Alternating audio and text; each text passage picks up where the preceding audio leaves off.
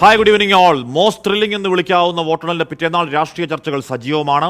NDA India സഖ്യ യോഗങ്ങളുടെ ആകാംക്ഷയിലാണ് രാജ്യ തലസ്ഥാനം. ഇനി ആര് ഭരിച്ചാലും ഒരു കാര്യം ഉറപ്പ്, പോയ പാർലമെന്റിലെ പോലെയല്ല, ഏകപക്ഷീയമാവില്ല കാര്യങ്ങൾ. സഭയിലുണ്ടാകും, രാജ്യത്തിനുണ്ടാകും ശക്തമായൊരു പ്രതിപക്ഷം. നമ്മുടെ റിപ്പോർട്ടർമാരും അഡ്വക്കേറ്റ് എൻ ലാൽകുമാർ, രാഹുൽ ഈശ്വർ എന്ന രാഷ്ട്രീയ നിരീക്ഷണം ചേരുന്ന ആദ്യ മണിക്കൂർ, രാഹുൽ മാങ്കൂട്ടത്തിൽ, സന്ദീപ് വാര്യർ, SK സജീഷ് എന്നിവർ ചേരുന്ന രണ്ടാം മണിക്കൂർ. പ്രിയ പ്രേക്ഷകർക്ക് പ്രത്യേക എൻകൗണ്ടറിലേക്ക് സ്വാഗതം. മോദിയുടെ മൂന്നാം ഊഴത്തിൽ അധികാരമുറപ്പിക്കാനോ നെട്ടോട്ടം?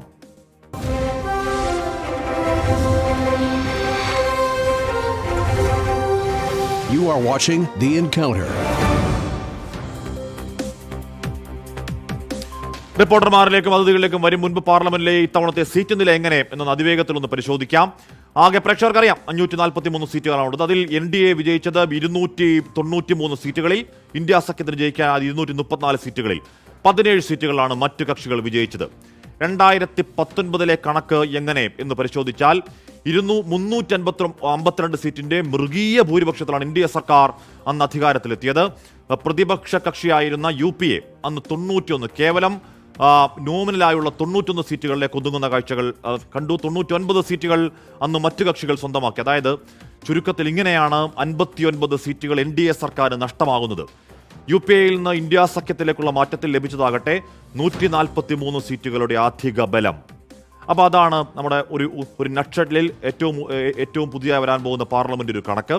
കേരളത്തിലേക്ക് വന്നാൽ 20 സീറ്റുകളിൽ 18 സീറ്റുകളാണ് UDF ഇത്തവണ നേടിയത്. കഴിഞ്ഞ തവണത്തേതിൽ നിന്നും ഒരു സീറ്റിന്റെ നഷ്ടം. LDFന് ഒരൊറ്റ സീറ്റ് മാത്രം. തൃശ്ശൂരിലൂടെ പാർലമെന്റിലേക്ക് കേരളത്തിൽ നിന്നുള്ള ആദ്യത്തെ BJP പ്രതിനിധി എന്ന പ്രത്യേകതയും, എന്ന ചരിത്രപരമായ പ്രത്യേകതയും ഈ തെരഞ്ഞെടുപ്പിനുണ്ട്. 2019 ആഞ്ഞടിച്ച രാഹുൽ ഗാന്ധി തരംഗത്തിൽ കേരളത്തിലെ 19 സീറ്റിലും UDFനായിരുന്നു വിജയക്കൊടി. ആലപ്പുഴയിൽ മാത്രം ഇടതിന്റെ ഒപ്പം അന്ന് കനൽ ഒരു തരി.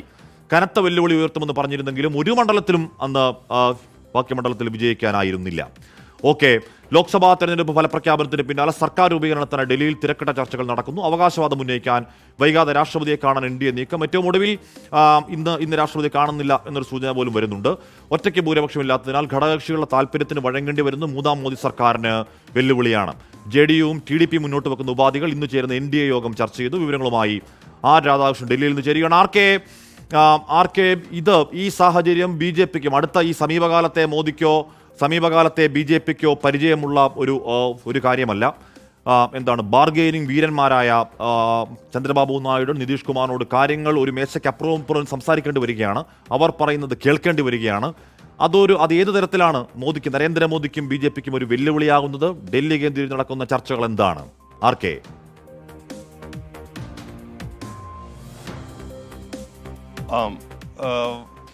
ഹാഷ്മി, നമുക്കറിയാം കഴിഞ്ഞ 10 വർഷത്തെ ഈ NDA സർക്കാരിൻ്റെ ഭരണം എങ്ങനെയായിരുന്നു എന്നുള്ളത്. പേരിന് NDA ആണെങ്കിലും BJP എന്നുള്ള ഒറ്റ നാമധേയത്തിൽ മാത്രമാണ് കാര്യങ്ങൾ മുന്നോട്ട് പോയത്. NDA യോഗങ്ങൾ പോലും കൃത്യമായിട്ട് ചേരുന്ന ഒരു പതിവുണ്ടായിരുന്നില്ല. പല NDA ഘടകകക്ഷികളും ആ മുന്നണി വിട്ടു പോവുകയും ചെയ്തിരുന്നു. എന്നാൽ ഇപ്പോഴത്തെ സാഹചര്യത്തിൽ കാര്യങ്ങൾ മാറിയിരിക്കുന്നു.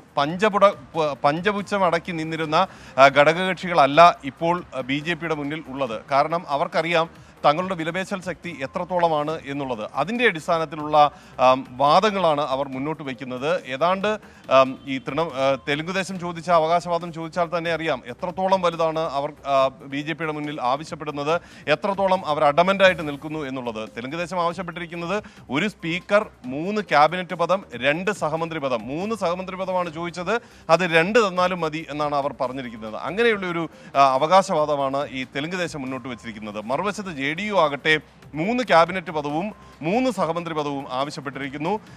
ഈ ചിരാഗ് പാസ്വാനൊക്കെ നരേന്ദ്രമോദിയെ കാണാനും ആഭ്യന്തരമന്ത്രി അമിത്ഷായെ കാണാനും മാസങ്ങളോളം കാത്തിരുന്ന സമയമാണ് കഴിഞ്ഞ സർക്കാരിൻ്റെ കാലത്തുണ്ടായിരുന്നത്. എന്നാൽ അതിൽ നിന്ന് വ്യത്യസ്തമായിട്ട് ചിരാഗ് പാസ്വാൻ ഇന്ന് ആവശ്യപ്പെട്ടിരിക്കുന്നത് ഒരു ക്യാബിനറ്റ് പദവും ഒരു സഹമന്ത്രി പദവും നൽകിയേ മതിയാകൂ എന്നുള്ളതാണ്.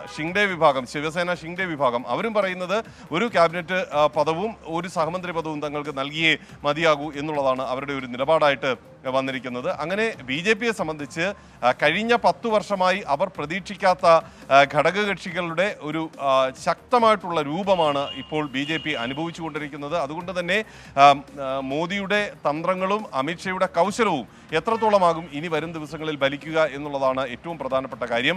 ഈ ഉഭയകക്ഷി ചർച്ചകൾ ആരംഭിച്ചു കഴിഞ്ഞു എന്ന് BJP വ്യക്തമാക്കുന്നുണ്ട്. ഉഭയകക്ഷി ചർച്ചകളിൽ ഇവരെ അനുനയിപ്പിക്കുക എന്നുള്ളത് ഒരു ഹിമാലയൻ ടാസ്ക് തന്നെയാണ് ഇവർക്ക് മുന്നിൽ ഉള്ളത്. അതുകൊണ്ട് അത് ഏത് വിധത്തിൽ പൂർത്തിയാക്കും എന്നതിനെ സംബന്ധിച്ചിട്ടുള്ള വ്യക്തത ഇനിയും ഉണ്ടായിട്ടില്ല. ചന്ദ്രബാബു നായിഡുവിനെ സംബന്ധിച്ച് നിലവിലുള്ള സാഹചര്യത്തിൽ കേന്ദ്രത്തിൽ ഏറ്റവും പ്രധാനപ്പെട്ട ധനവകുപ്പിലെ സഹമന്ത്രി പദം അടക്കമുള്ളവ ലഭിക്കുക എന്നുള്ളത് ഏറ്റവും അനിവാര്യമായിട്ടുള്ളതാണ്. ഒപ്പം ഈ കേന്ദ്ര ഏജൻസികളിൽ അതിൻ്റെ ഒരു കടിഞ്ഞാണ് തങ്ങൾക്കും കൂടി അവകാശപ്പെട്ടതാണ് എന്ന വാദവും ഇവർ ഉന്നയിക്കുന്നുണ്ട്. അങ്ങനെ BJP ഇതുവരെ ഒറ്റയ്ക്ക് അനുഭവിച്ചു വന്ന എല്ലാ സൗകര്യങ്ങളും ഇനി ഘടകകക്ഷികളുമായി പങ്കിടേണ്ടി വരുന്ന ഒരു അവസ്ഥയാണ് ഉള്ളത്. പ്രധാനമന്ത്രി നരേന്ദ്രമോദി ഇന്ന് കേന്ദ്ര മന്ത്രിസഭാ യോഗത്തിൽ മന്ത്രിമാരെ അഭിസംബോധന ചെയ്തുകൊണ്ട് വൈകാരികമായിട്ടാണ് സംസാരിച്ചതെന്നാണ് നമുക്കറിയാൻ സാധിക്കുന്നത്. അദ്ദേഹം പറഞ്ഞത് ഈ നമ്പറുകൾ കൊണ്ടൊന്നും ആരും, അല്ലെങ്കിൽ നമ്പറുകൾ കൂടിയത് കൊണ്ടോ കുറഞ്ഞത് കൊണ്ടോ ആരും വിഷമിക്കേണ്ട, കാര്യങ്ങളെല്ലാം നേരെയായി വരും എന്നൊക്കെയാണ് അദ്ദേഹം അവസാന കേന്ദ്രമന്ത്രിസഭാ യോഗത്തിൽ, രണ്ടാം നരേന്ദ്രമോദി സർക്കാരിൻ്റെ കേന്ദ്രമന്ത്രിസഭാ യോഗത്തിൽ അദ്ദേഹം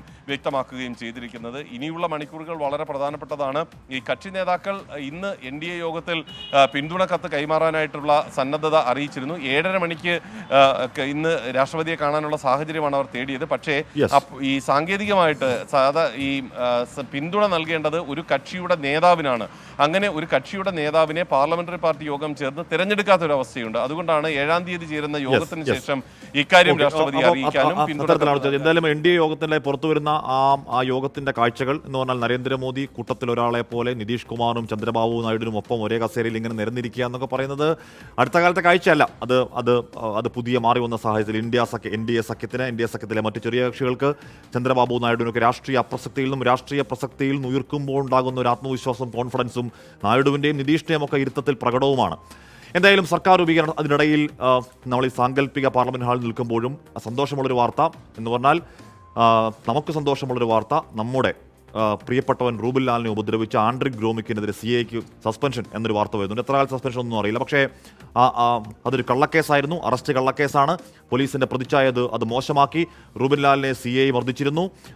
അതോടൊപ്പം ഈ റൂബിൻ ലാലിന്റെ ഫോൺ എറിഞ്ഞ് പൊട്ടിച്ചിരുന്നു എന്നൊക്കെയുള്ള കാര്യങ്ങൾ. അത് കള്ളക്കഥയല്ല, സത്യമാണെന്ന് തിരിച്ചറിവിൽ ആൻഡ്രിക് ഗ്രോമിക്കിന്റെ സസ്പെൻഷൻ അത് നൽകുന്ന ആശ്വാസം ചെറുതല്ല. 24 ബിഗ് ഇമ്പാക്ട് കാർ രൂപീകരണ സാധ്യതകൾ തള്ളാതെ ഇന്ത്യ സഖ്യവും ഡൽഹിയിൽ പുരോഗമിക്കുന്ന നിർണായക യോഗം ഈ വിഷയം ചർച്ച ചെയ്യുന്നുണ്ട്. ബൽറാം നുരങ്ങാടി വിവരങ്ങളുമായി ചേരുന്നു. ബൽറാം നോക്കൂ, ഇപ്പോൾ ഇന്ത്യ സഖ്യത്തിൽ അല്ലെങ്കിൽ NDA സഖ്യത്തിനൊപ്പം നിൽക്കുന്നത് ആരൊക്കെയാണ് എന്ന് പറഞ്ഞാൽ ഏത് സമയവും എങ്ങനെയൊക്കെ പിണങ്ങിപ്പോകാം എന്നതിൽ ഗവേഷണം നടത്തുന്ന നിതീഷ് കുമാറാണ്. പിന്നെ ചന്ദ്രബാബു നായിഡു എന്ന് പറഞ്ഞാൽ ആന്ധ്രാപ്രദേശിൽ സ്പെഷ്യൽ സ്റ്റാറ്റസ് അടക്കമുള്ള കാര്യങ്ങൾ അവിടെയുണ്ട്.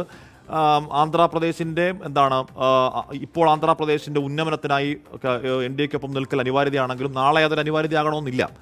അപ്പോൾ ഒരുപക്ഷെ ഇന്ത്യ സഖ്യം ഇതൊരു ദീർഘകാല പദ്ധതിയായി കാണുന്നുണ്ടോ, ഇപ്പോഴല്ലെങ്കിൽ പിന്നെ എന്ന നിലയ്ക്ക്? ബൽറാം, തീർച്ചയായും ഹാഷ്മി, ഈ ഇന്ത്യ സഖ്യം ഫലസൂചനകൾ ലഭ്യമായി തുടങ്ങിയ ഘട്ടത്തിൽ തന്നെ ചന്ദ്രബാബു നായിഡുവും നിതീഷ് കുമാറും ഈ ഘട്ടത്തിൽ BJPക്ക് നിർണായകമാണ് എന്ന് മനസ്സിലാക്കി ആ ഘട്ടത്തിൽ തന്നെ ഇരുവരുമായും പ്രാഥമിക ചർച്ചകൾ അല്ലെങ്കിൽ ആശയവിനിമയം നടത്തിയിരുന്നു. എന്തായാലും സർക്കാർ രൂപീകരണത്തിൽ NDAക്കൊപ്പം തന്നെ നിൽക്കാൻ ഇരുവരും തീരുമാനിച്ചിരിക്കുന്നു. അതിനായുള്ള നടപടികളുമായി മുന്നോട്ട് പോവുകയാണ്. എന്നാൽ ഇത് അധികകാലം മുന്നോട്ട് പോകും ഈ നരേന്ദ്രമോദിയുടെ 3ാം സർക്കാർ എന്ന ചിന്ത ഇന്ത്യ സഖ്യത്തിനില്ല. നരേന്ദ്രമോദിയെ സംബന്ധിച്ചിടത്തോളം അദ്ദേഹം ഗുജറാത്തിൽ മുഖ്യമന്ത്രിയായിരുന്ന ഘട്ടത്തിലും പ്രധാനമന്ത്രിയായി 10 വർഷം ഇരുന്ന ഘട്ടത്തിലും മാരക ഭൂരിപക്ഷമുള്ള പാർട്ടിയെ നയിച്ചുകൊണ്ടാണ് മുന്നോട്ട് പോയത്. അതുകൊണ്ട് തന്നെ ഒരു കൂട്ടുകക്ഷി സർക്കാരിനെ നയിക്കാനുള്ള മെയ്വഴക്കം അദ്ദേഹത്തിനില്ല എന്നും അദ്ദേഹത്തിന്റെ ശൈലി അതല്ല എന്നും ഇന്ത്യ മുന്നണി കണക്ക് കൂട്ടുന്നുണ്ട്. ഒപ്പം തന്നെ ഈ NDAയുടെ നിലവിലെ സഖ്യകക്ഷികൾ 3 പേർ നേരത്തെ ഇന്ത്യ സഖ്യവുമായി ബന്ധമുള്ളവരാണ്. പഴയ UPAയുടെ ഭാഗമായിരുന്നവർ നിലവിൽ NDAയിലുണ്ട്. ഇത്തരക്കാരുമായി ഏത് സമയം വേണമെങ്കിലും ഒരു ആശയവിനിമയം സാധ്യമാണ് എന്ന വിലയിരുത്തൽ തന്നെയാണ് ഇന്ത്യ മുന്നണി നേതാക്കൾക്ക് ഉള്ളത്. ഇത്തരത്തിൽ പല സർക്കാരുകളെയും സൃഷ്ടിച്ച് ചരിത്രമുള്ള തഴക്കമുള്ള നേതാക്കൾ ഇന്ത്യ മുന്നണിയിലുണ്ട് എന്നുള്ളതും എടുത്തു പറയേണ്ടതാണ്. ഈ ഘട്ടത്തിൽ അവരെല്ലാം തന്നെ പൂർണ്ണ സജ്ജരായി അത്തരം ഒരു സാഹചര്യം കാത്തിരിക്കുകയാണ്. ഒരു സാഹചര്യത്തിനുള്ള സാധ്യത തെളിഞ്ഞാൽ പോലും അതിനെ പ്രയോജനപ്പെടുത്താനുള്ള എല്ലാ സന്നാഹങ്ങളും തയ്യാറാക്കി ഇരിക്കുകയാണ്. നിലവിലെ സാഹചര്യത്തിൽ ഇപ്പോൾ ഇരുവരെയും നിർബന്ധിച്ച് ഇന്ത്യ സഖ്യത്തോടൊപ്പം കൊണ്ടുവരികയാണ്. NDAയിലെ 2-3 കക്ഷികളായ JDU-വിനെയും TDP എങ്കിലും പോലും സർക്കാർ രൂപീകരിക്കാനുള്ള സംഖ്യ ഇന്ത്യ സഖ്യത്തിന് ഇല്ല. ഇരുവരും വന്നാൽ പോലും പിന്നെയും 10 സീറ്റുകളുടെ കുറവുണ്ട്. അതിനായി ആദ്യഘട്ടത്തിൽ ഇപ്പോൾ സ്വതന്ത്രരും ചെറു പാർട്ടികളും ഒപ്പം നിർത്തുക എന്നുള്ള നീക്കമാണ്. ചന്ദ്രശേഖർ ആസാദ് അടക്കമുള്ള അത്തരത്തിലുള്ള ജയിച്ചു വന്ന നേതാക്കളുമായി ഇന്ത്യ സഖ്യ നേതാക്കൾ ഇതിനകം തന്നെ ആശയവിനിമയം നടത്തിയിട്ടുണ്ട്. അതിൽ പലരും ഒപ്പം നിൽക്കാൻ സമ്മതം അറിയിച്ചതായുമാണ് വിവരം. ഇത്തരത്തിൽ പരമാവധി പേരെ ഒപ്പം കൊണ്ടുവരിക, കൂടാതെ ഈ TDPയെയും JDUവിനെയും സമീപ ഭാവിയിൽ തന്നെ ഈ NDA വിട്ട് വരുന്ന ഒരു സംഭവം ഇന്ത്യ മുന്നണി കണക്കുകൂട്ടുന്നു. കൂടാതെ കൂടുതൽ മറ്റ് മുന്നണികളെ സാധ്യമാകുന്നത് ആരെയെല്ലാമോ അവരെയെല്ലാം തന്നെ NDAയിൽ നിന്ന് അടർത്തിയെടുക്കുക, BJPയിൽ നിന്ന് പോലും കഴിയുന്ന ഘട്ടത്തിൽ ആളുകളെ അടർത്തിയെടുക്കാനുള്ള നീക്കങ്ങൾ ഉണ്ടാകണം എന്ന ഒരു സമീപനം ഇന്ത്യ മുന്നണിക്ക് ഈ ഘട്ടത്തിലുണ്ട്. കാരണം നരേന്ദ്രമോദിയെ അല്ലെങ്കിൽ എന്തായാലും ഇന്ത്യ സഖ്യം അതിന്റെ പല സാധ്യതകൾ നോക്കുകയാണ്. നിതീഷ് കുമാറും ചന്ദ്രബാബു നായിഡു ഒന്നും ഇന്ത്യ സഖ്യത്തിന് അറിയാത്തവരല്ല. അക്ഷരാർത്ഥത്തിൽ ഇന്ത്യ സഖ്യത്തിന്റെ തലതൊട്ടപ്പം എന്ന് പറഞ്ഞാൽ ഇന്ത്യ സഖ്യത്തിന്റെ ആദ്യം അതിന്റെ ഫ്രണ്ട് റണ്ണിൽ മുൻനിരയിൽ നിന്ന് ആൾ നിതീഷ് കുമാറാണ്. നിതീഷുമായി ആശയവിനിമയങ്ങൾ ഇല്ലാത്തവരല്ല ആരും. നേരത്തെ തേജസ്വി യാദവ് നിതീഷ് ചിത്രമൊക്കെ പുറത്തു. പക്ഷേ തേജസ്വി പറയുന്നു അതിനെ ദുർവ്യാഖ്യാനിക്കേണ്ട, നിതീഷ് കണ്ടപ്പോൾ എന്നെ ഫ്ലൈറ്റിൽ പിടിച്ച് അടുത്തിരുത്തിയെന്നേ ഉള്ളൂ എന്നൊക്കെ തേജസ്വി യാദവ് പറയുന്നുണ്ട്. പക്ഷേ എന്താണ്, അടഞ്ഞ വാതിലല്ല. നിതീഷ് ആവട്ടെ TDP ആവട്ടെ ഇന്ത്യ സഖ്യത്തിനും രാഹുൽ ഗാന്ധിക്ക് തേജസ്വി യാദവിന് അഖിലേഷ് യാദവിനൊന്നും അടഞ്ഞ വാതിലുകളല്ല. എന്തും എപ്പോഴും സംഭവിക്കാമെന്നൊരു അൺസർട്ടനിറ്റി അവിടെ നിൽക്കുന്നുണ്ട്. ജനാധിപത്യത്തിന് ഒരർത്ഥത്തിൽ ആ അൺസർട്ടനിറ്റി നല്ലതുമാണ് എന്ന് ഞാൻ പറയും. ശ്രീ രാഹുൽ ഈശ്വർ, ഇക്കാലം അത്രയും നമ്മൾ കണ്ടത് ഇപ്പോൾ NDA യോഗം എന്ന് നമ്മൾ പൂർണ്ണാർത്ഥത്തിൽ കേട്ടിട്ടില്ല. NDAയിൽ ചർച്ച എന്ന് നമ്മൾ പൂർണ്ണാർത്ഥത്തിൽ കേട്ടിട്ടില്ല. പോട്ടെ, പാർലമെന്റിൽ പ്രതിപക്ഷവുമായി ചർച്ച എന്നേ കേട്ടിട്ടില്ല. പല സാധനങ്ങളും രാവിലെ തീരുമാനിക്കുന്നു, ഉച്ചയ്ക്ക് അപ്പം ചുട്ടപ്പോൾ നടപ്പാക്കുന്ന കാര്യങ്ങളൊക്കെ കണ്ടു. എല്ലാ രാഷ്ട്രീയവും പോകട്ടെ രാഹുൽ ഈശ്വർ, സഭയിൽ ആര് ഭരിച്ചാലും കരുത്തോടെ ഒരു പ്രതിപക്ഷം ഉണ്ടാവുക എന്നുള്ളത് ഒരു ജനാധിപത്യ വിശ്വാസി എന്നുള്ള നിലയ്ക്ക് രാഹുലിനും ആശ്വാസമാകുന്നുണ്ടോ, സന്തോഷമാകുന്നുണ്ടോ? രാഹുൽ, ഒരു വലതുപക്ഷക്കാരൻ എന്ന നിലയിൽ പ്രതിപക്ഷത്തിന്റെ വളർച്ചയും ശക്തിയും ഇന്ത്യക്ക് നല്ലതാണ്, ഭാരതത്തിന് നല്ലതാണ്. കാരണം എല്ലാ രാജ്യത്തിനും ഒരു സ്ട്രോങ് പ്രതിപക്ഷം ആവശ്യമാണ്. മോദി മന്ത്രിസഭയിലെ സർവ്വസമ്മതനായ മന്ത്രിയാണ് ശ്രീ നിതിൻ ഗഡ്കരി. നിതിൻ ഗഡ്കരിക്ക് ഒരിക്കൽ കോൺഗ്രസിനെ കുറിച്ച് ഇങ്ങനെ തന്നെ പറഞ്ഞിരുന്നു. ലോകാരാധനായ ആത്മീയ നേതാവ് ശ്രീ രവിശങ്കർജി അദ്ദേഹവും പറഞ്ഞിരുന്നു കോൺഗ്രസ് നമ്മുടെ പ്രതിപക്ഷം ശക്തമാകണം എന്ന്. അതിന്റെ കാരണം 2 കാര്യങ്ങളാണ്. ഒന്ന്, ഈ നമ്മുടെ RSSന്റെ ബാക്ക്ഗ്രൗണ്ടുള്ള പലരും പോലും ഒരു കാലഘട്ടത്തിൽ കോൺഗ്രസ്സുകാരായിരുന്നു. അതായത് ആദ്യകാലത്ത് പൂജനീയ ഹെഡ്ഗേവാർജി അടക്കം കോൺഗ്രസിൽ ഉണ്ടായിരുന്ന ആൾക്കാരായിരുന്നു, ഗാന്ധിയുടെ ഇഷ്ടപ്പെടുന്നവരായിരുന്നു. പിന്നീടാണ് പല ആശയ വ്യത്യാസം കൊണ്ട് മാറിപ്പോയത്. അപ്പോൾ ഇന്ത്യക്ക് ഒരു സെൻട്രിസം വേണം. ഒരു ഗാന്ധിയൻ എന്ന നിലയിൽ എനിക്കുള്ള ഏറ്റവും വലിയ സന്തോഷം ഇതൊരു ഗാന്ധി മാർഗത്തിന്റെ തിരിച്ചുവരവാണ്, അല്ലെങ്കിൽ മിഡിൽ പാത്തിന്റെ തിരിച്ചുവരവാണ്, കൺസെൻസസിന്റെ തിരിച്ചുവരവാണ്, മധ്യപാതയുടെ തിരിച്ചുവരവാണ്. നമുക്ക് സെന്റർ റൈറ്റും സെന്റർ ലെഫ്റ്റും വേണം, അല്ലാതെ അൾട്രാ റൈറ്റും അൾട്രാ ലെഫ്റ്റും ഫാർ റൈറ്റും ഫാർ ലെഫ്റ്റും തീവ്ര വലതും തീവ്ര ഇടതും അല്ല വേണ്ടത്. ഒരർത്ഥത്തിൽ ആ മധ്യവർത്തി നയങ്ങളുടെ തിരിച്ചുവരവാണ്. ഒരു ഉദാഹരണം, BJP ശക്തമായിട്ട് എതിർക്കുന്നതാണ് 4% മുസ്ലിം സംവരണം ആന്ധ്രയിൽ. ശക്തമായി അതിനെ അനുകൂലിക്കുന്ന ആളാണ് നമ്മുടെ ആന്ധ്രയുടെ മുഖ്യമന്ത്രി, അല്ലെങ്കിൽ ആന്ധ്രയുടെ നിയുക്ത മുഖ്യമന്ത്രി ചന്ദ്രബാബു നായിഡു. അപ്പൊ ഒരുപാട് ഇത്തരം വൈരുദ്ധ്യങ്ങളുണ്ട്. ഈ വൈരുദ്ധ്യങ്ങളും ആണ് ഇന്ത്യയുടെ മനോഹരമായ വൈവിധ്യങ്ങൾ. ഇന്ത്യയുടെ രാഹുൽ ആലോചിച്ച് നോക്കൂ, ഇവിടെ എന്താണ് സംവരണം അടക്കമുള്ള വിഷയങ്ങളിൽ ഇവിടെ താലിമാല പറിച്ചെടുത്ത് മുസ്ലിങ്ങൾ കൊടുക്കുന്നു എന്നൊരു പ്രധാനമന്ത്രി പറയുമ്പോൾ ഇപ്പോൾ ഘടകകക്ഷിയായിരിക്കുന്ന TDP ചന്ദ്രബാബു നായിഡു ആന്ധ്രാപ്രദേശിൽ അവിടെ നേരിടുന്ന ആരോപണം അദ്ദേഹത്തിന്റെ വോട്ട് ബാങ്ക് കൂടിയായ മുസ്ലിം വിഭാഗത്തിന്റെ പ്രീണനത്തിന് ഒരുപാട് പദ്ധതികൾ പ്രഖ്യാപിക്കുന്നു എന്നുള്ളതാണ്. എന്ന് പറഞ്ഞാൽ രണ്ട് വിരുദ്ധ പക്ഷങ്ങൾ, 2 വിരുദ്ധ പോളുകളൊക്കെ ചേരുമ്പോൾ അത് ജനാധിപത്യത്തിന്റെ ഭംഗിയാണ്. ഒരു തർക്കം അക്കാര്യത്തില്ല രാഹുൽ. അല്ല, അത് അവിടെയാണ് നമ്മളതിനെ വൈരുദ്ധ്യം ഒന്നും പോലുമല്ല, ആ വൈവിധ്യമാണ് ഇന്ത്യയുടെ മനോഹാരിത. അതാണ് the beauty that is India. India എന്ന് പറയുന്ന, ഭാരതം എന്ന് പറയുന്ന, ഹിന്ദുസ്ഥാൻ എന്ന് പറയുന്ന എന്ത് പേര് വിളിച്ചാലും ഈ മനോഹര രാജ്യത്തിന്റെ ഏറ്റവും വലിയ സൗന്ദര്യം ഈ വൈവിധ്യവും ഈ എന്താ പറയുക ബ്യൂട്ടിഫുൾ കൺസെൻസസ് ഓഫ് കോൺട്രഡിക്ഷൻസും ആണ്. ഇത് വളരെ പോസിറ്റീവാണ്. ഞാൻ ശ്രീ നരേന്ദ്രമോദിയെ ഇഷ്ടപ്പെടുന്ന ഒരു വ്യക്തിയാണ്. അദ്ദേഹം പ്രധാനമന്ത്രിയാകണമെന്ന് ആഗ്രഹിക്കുന്ന വ്യക്തിയാണ്. അദ്ദേഹം പ്രധാനമന്ത്രി ആയാലും സന്തോഷിക്കുന്ന വ്യക്തിയാണ്. പക്ഷേ ഒരുപാട് പേർ, ഞാൻ കുറച്ചുകൂടെ കറേജസ് ആയത് പറയുന്നേ ഉള്ളൂ, ഒരുപാട് BJP സപ്പോർട്ടേഴ്സിനും മോദിയെ ഇഷ്ടപ്പെടുന്നവർക്കും ഇത്തരത്തിലുള്ള ഒരു മന്ത്രിസഭ വരണമെന്ന് ആഗ്രഹം ഉണ്ടായിരുന്നവരാണ്. അനന്തകുമാർ ഹെഡ്ഗെയെ പോലുള്ള എക്സ്ട്രീം ഹാർഡ് ലൈനേഴ്സ്, അല്ലെങ്കിൽ നമ്മുടെ തെലങ്കാനയിലുള്ള രാജയെ പോലുള്ള ഹാർഡ് ലൈനേഴ്സ്, അല്ലെങ്കിൽ തീവ്ര സ്വരക്കാർ, കടുപ്പമേറിയ സ്വരക്കാർ, അവർക്കൊരിക്കലും അപ്പർ ഹാൻഡ് കിട്ടണമെന്ന് ആരും വിശ്വസിക്കില്ല. ഈ മാധവി ലത എന്ന് പറയുന്ന സൗദി യൂണിവേഴ്സിറ്റിക്കെതിരെ മത്സരിച്ച വ്യക്തി, ഒരു പള്ളിക്കെതിരെ വില്ല് കുലയ്ക്കുന്ന രംഗം, ഒരു ഹിന്ദു എന്ന രീതിയിൽ, ഇന്ത്യക്കാരെന്ന രീതിയിൽ എന്നെ വേദനിപ്പിച്ചതാണ്. ഞാനൊക്കെ എന്നാൽ കഴിയുന്ന രീതിയിൽ അതിനെതിരെ പ്രതികരിച്ചതുമാണ്. അപ്പൊ നമുക്ക് വേണ്ട എന്താ, എല്ലാവർക്കും എന്തെങ്കിലുമൊക്കെ കിട്ടണം. അതാണ് ജനാധിപത്യം. അല്ല രാഹുൽ ഈശ്വർ, നമ്മൾ നോക്കൂ, നമ്മൾ ഈ കഴിഞ്ഞ സമയമാണ്. പ്രചരണ കാലയളവിൽ കേട്ട വർഗീയ വർത്താനം നോക്കൂ, അത് ഈ രാജ്യത്തിന്റെ ചരിത്രത്തിൽ ഇന്നേ വരെ നമ്മൾ കേൾക്കാത്തതാണ്. ഇപ്പോൾ നരേന്ദ്രമോദി വർഗീയത പറയാത്ത അല്ല എന്നല്ല ഞാൻ പറയുന്നത്, പറഞ്ഞിട്ടുണ്ട്. പക്ഷേ പച്ചയ്ക്ക് ഒരു മടിയുമില്ല. താങ്കൾ ഈ പറയുന്ന ഹാർഡ് ലൈൻസിന്റെ സ്വഭാവത്തിൽ ഒരു പ്രധാനമന്ത്രി എഴുന്നേറ്റ് നിന്ന് അദ്ദേഹത്തിന്റെ രാജ്യത്തെ പൗരന്മാരെ ഗുസ്പേട്ട് എന്ന് ആക്രോശിക്കുന്ന നമ്മൾ കേട്ടു. അങ്ങനെ എന്തൊക്കെ നമ്മൾ കേട്ടു. ആ വിദ്വേഷ വർത്താനങ്ങളെ ഈ രാജ്യം കണ്ണും മൂക്കും നോക്കാതെ തിരസ്കരിച്ചു എന്ന് പറയുന്നത് കൂടിയാണ് ഈ ഫലത്തിന്റെ സന്ദേശം. രാഹുൽ, അല്ല ഹാഷ്മി, അവിടെയാണ് ഒരു പെട്ടെന്നൊരു കാര്യം. ശ്രീ നരേന്ദ്രമോദി അതേപോലെ റൂബിക ലിയാഖത്ത് എന്റെ സുഹൃത്തു കൂടിയാണ്, ആ മാധ്യമപ്രവർത്തകയോട് ഈദിന്റെ ദിവസങ്ങളിൽ എന്റെ വീട്ടിലൊന്നും ആഹാരം ഉണ്ടാക്കാറില്ല, മുസ്ലിം സഹോദരങ്ങൾ അവരുടെ വീട്ടിൽ നിന്ന് കൊടുത്തുവിട്ട ആഹാരമാണ് എന്റെ വീട്ടിൽ കഴിക്കാറുള്ളത്, അത്തരം കാര്യങ്ങളും കൂടെ പറഞ്ഞു. പിന്നെ രണ്ട് ഹാഷ്മിയോട് രഹസ്യം പറയാം. എന്താ വിഷയം എന്ന് പറഞ്ഞാൽ അല്ലല്ല റൂബിയാലിയാക്കത്തിനോട് അത് പറഞ്ഞ് ഞാൻ ഒറ്റ മിനിറ്റ്, റൂബിയാലിയാക്കത്തിനോട് നരേന്ദ്രമോദി ആ സംസാരം നടത്തി തൊട്ട് പിറ്റേ ദിവസം വീണ്ടും അദ്ദേഹം ആവർത്തിച്ചു മുസ്ലിം വിരുദ്ധ പരാമർശങ്ങൾ. അപ്പൊ അതൊക്കെ ഒരു എന്താണ്, അതൊക്കെ ഒരു വോട്ടിന് വേണ്ടിയും ഒരു നയവും ഡൈനാമിക്സും ആണല്ലോ രാഹുൽ. ശ്രീ ഹാഷ്മിയോട് കേരളത്തിലെ ഏറ്റവും പോപ്പുലർ ചാനൽസിലൊന്നായ 24-ൽ ഞാൻ പരസ്യമായ രഹസ്യം പറയാം. ഇത് ശ്രീ അംബേദ്കർ ഒക്കെ 70-80 വർഷം മുമ്പ് പറയുന്ന ഒരു കാര്യമാണ്. അതായത് ഈ ഹിന്ദു എന്ന് പറയുന്ന വ്യത്യസ്ത ജാതികൾക്ക് ഞങ്ങളെ യുണൈറ്റ് ചെയ്യാൻ ഒന്നുമില്ല. നമ്മുടെ ക്രിസ്ത്യൻ സഹോദരന്മാർക്ക് ഞായറാഴ്ചയും മുസ്ലിം സഹോദരന്മാർക്ക് വെള്ളിയാഴ്ചയും ഉള്ള പോലെ ദിവസമോ കാര്യങ്ങളോ ഒന്നുമില്ല. അപ്പൊ ഒരു പൊതു ശത്രു, ആ ശത്രു ഇമാജിൻ ചെയ്യുന്നതാണ്, അല്ലെങ്കിൽ നമ്മുടെ ഭാവനയിൽ ഉണ്ടാകുന്ന ഒരു ശത്രുവിനെ അപ്പുറത്ത് നിർത്തി ലാൻഡ് ജിഹാദ് വരുന്നു, ലവ് ജിഹാദ് വരുന്നു, തുപ്പൽ ജിഹാദ് വരുന്നു എന്നൊക്കെ പറഞ്ഞ് യുണൈറ്റ് ചെയ്യുന്നതാണ്. ഇത് അറിയുന്ന BJP-ക്കാരും അല്ലെങ്കിൽ വലതുപക്ഷവാദികൾ അല്ലെങ്കിൽ ഹിന്ദുവാദികളോ ഒക്കെ ഉള്ളിൽ ചിരിക്കും. അതായത് ഇതൊന്നും പ്രധാനമന്ത്രി അല്ലെങ്കിൽ ആരെങ്കിലും മീൻ ചെയ്ത് പറയുന്നൊന്നും അല്ല, തുപ്പിയിട്ട് ആഹാരം തരുന്നു എന്ന് വിശ്വസിച്ചിട്ട് പറയുന്നതല്ല. പക്ഷേ പ്രധാനമന്ത്രി, എന്റെ അഭിപ്രായത്തിൽ ഞാൻ ഇഷ്ടപ്പെടുന്ന പ്രധാനമന്ത്രി അങ്ങനത്തെ പ്രധാനമന്ത്രി അല്ല. ഞാൻ ഇഷ്ടപ്പെടുന്ന പ്രധാനമന്ത്രി അബ്ബാസ് എന്ന തന്റെ സുഹൃത്തിനെ കുറിച്ച് ഇടയ്ക്കിടയ്ക്ക് പറയാറുള്ള, അല്ലെങ്കിൽ എല്ലാവരെയും ഒരുമിച്ച് കൊണ്ടുപോകണമെന്ന് പറയാറുള്ള മഹാത്മാഗാന്ധിയാണ് ഇന്ത്യയുടെ ആത്മാവെന്ന് പറയുന്ന മോദിജിയെയും പൂജനീയ സർസംഘ് ചാലക് മോഹൻ ഭഗവതിനെയാണ് എനിക്കിഷ്ടം. പക്ഷേ ഈ ഹാർഡ് ലൈനേഴ്സിനെ എനർജൈസ് ചെയ്യാൻ വേണ്ടി പറയുന്നതാണ്, ഈ കേഡറിനെ ഒന്ന് ഊർജ്ജം കൊടുക്കാൻ വേണ്ടി പറയുന്നതാണ്. അല്ല രാഹുൽ, അതിന് ഇപ്പൊ താങ്കൾ ഈ പറഞ്ഞ ഉദ്ദേശമാണെങ്കിൽ അതിന് നിയുക്തരായ ആളുകൾ പറയട്ടെ, അതിന് നിയുക്തരായ ആളുകളുണ്ട് എന്ന് പറഞ്ഞാൽ അത് പറയുമ്പോൾ രാജ്യം അങ്ങനെ അമ്പരക്കില്ല എന്ന് പറഞ്ഞാൽ അവരുടെ രീതി അങ്ങനെയാണ്, അവരുടെ ദൗത്യം അതാണ്. ഈ താങ്കൾ ഈ പറയുന്ന അപരനെ ചൂണ്ടിക്കാണിച്ച് ഇപ്പുറത്ത് ഏകീകരിക്കലാണ്. ഒരു രാജ്യത്തിന്റെ പ്രധാനമന്ത്രിയുടെ സ്റ്റേച്ചർ അതല്ല. ഒരു രാജ്യത്തിന്റെ പ്രധാനമന്ത്രി എന്റെയും രാഹുൽ ഈശ്വറിന്റെയും കോൺഗ്രസുകാരന്റെയും രാഹുൽ ഗാന്ധിയുടെയും അഖിലേഷ് യാദവിന്റെയും എല്ലാവരുടെയും പ്രധാനമന്ത്രിയാണ്. ആ സ്റ്റേച്ചർ മറന്ന ഒരു മനുഷ്യൻ നിന്ന് പറഞ്ഞ വിദ്വേഷ ഭാഷണങ്ങൾക്ക് രാജ്യം കൊടുത്ത പ്രഹരം കൂടിയാണ് രാഹുൽ. പെട്ടെന്ന് രണ്ട് കാര്യങ്ങൾ. പക്ഷേ ഹാഷ്മിക്കും കൗതുകം തോന്നും, പേര് പറയുന്നില്ല, പക്ഷേ നാഷണൽ മീഡിയയിലെ ഒന്ന് രണ്ട് വളരെ പ്രധാനപ്പെട്ട എന്റെയൊക്കെ സുഹൃത്തുക്കളായ വളരെ സീനിയർ ജേർണലിസ്റ്റ് അന്ന് വൈകിട്ട് ഈ വിഷയം നമുക്ക് ഡിസ്കസ് ചെയ്യാന്ന് പറഞ്ഞ് വിളിച്ചു. അവര് പോലും പറഞ്ഞത് ഞങ്ങൾ ആകെ ഞെട്ടിപ്പോയി, യഥാർത്ഥത്തിൽ ഇത് സത്യമാണോ എന്ന് വിചാരിച്ചു. എനിക്ക് ആദ്യം വീഡിയോ അയച്ചതോ ഞാൻ ഈ AI ജനറേറ്റഡ് സ്പീച്ചാണ് നമ്മുടെ ബെൻസുവാരയിൽ പ്രധാനമന്ത്രി ചെയ്തതെന്നാണ് ഞാൻ കരുതിയത്. സത്യം പറഞ്ഞാൽ ഞാൻ വിചാരിച്ചു അത് ആരോ ഫേക്ക് ആയിട്ട് ഉണ്ടാക്കിയതാണ്. കാര്യം അങ്ങനെ മോദിജി പറയുന്നത് ഞാൻ വിശ്വസിച്ചിരുന്നില്ല.